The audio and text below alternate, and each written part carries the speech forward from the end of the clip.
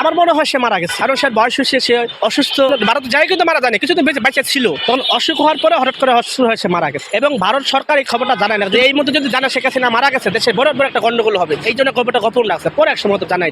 আমাদের তারেক রহমান সাহেব যে চিকিৎসার জন্য লন্ডন গিয়েছিল, তারপর 17 বছর আসেনি, তখন কিন্তু আমরা দেখেছি তারেক রহমান সাহেব লাইভে কথা বলেছে, ভিডিও কলে কথা বলেছি, আমরা ছবি দেখেছি।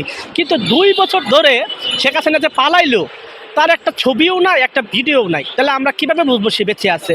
এবং যেই ছবিগুলো ভিডিওগুলো দেখায়, এগুলো তো আগের ভিডিও, শেখ হাসিনার আগের ছবি। তো সে যে 2 বছর ধরে গেছে, তার তো একটা ভিডিও আমরা দেখি না।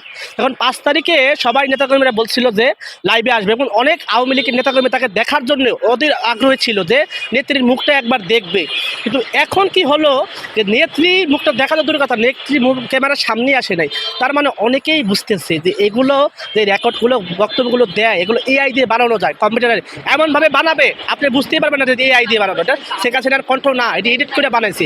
এবং অনেকেই ভাবতেছে শেখ হাসিনা যত ক্যামেরার সামনে আসে নাই, তাহলে সেই লোকটা মনে বেঁচেই নাই। আমার মনে হয় সে মারা গেছে, কারণ সে বয়স হয়েছে, সে অসুস্থ।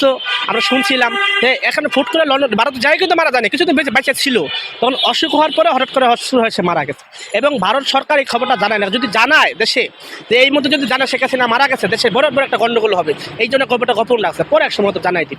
আমরাও ভাবতে চাই, যদি আওয়ামী লীগ শেখ হাসিনা যদি বেঁচে থাকে, তাহলে আপনাদের 1 মাস সময় দিলাম, আপনারা তাকে ক্যামেরার সামনে একটু আসতে বলেন, সে কি মোটা হয়েছে না চিকন হয়েছে, নাকি আগাতে সুন্দর হয়েছে কালো হয়েছে, আমরা তার মুখটা একটু দেখতে চাই। আর যদি মুখটা না দেখাতে পারেন, তাহলে আমরা ধরে নেব শেখ হাসিনা নাই, শেখ হাসিনা মারা গেছে। News desk অন্যধারা।